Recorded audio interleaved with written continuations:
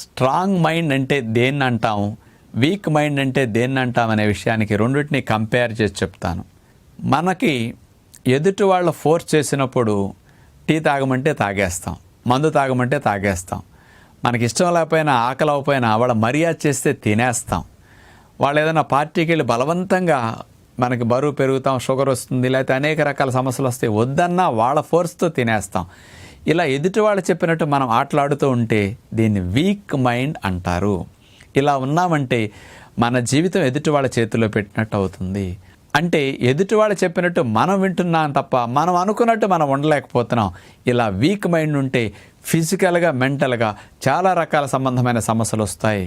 కాబట్టి strong mind అంటే మనం ఎలా ఉండాలో అలాగే ఉండాలి. ఎదుటి వాళ్ళ కోసం కొన్నిటి విషయాల్లో రాజీ పడకుండా ఉంటే మంచిదని మనం గ్రహించాలి.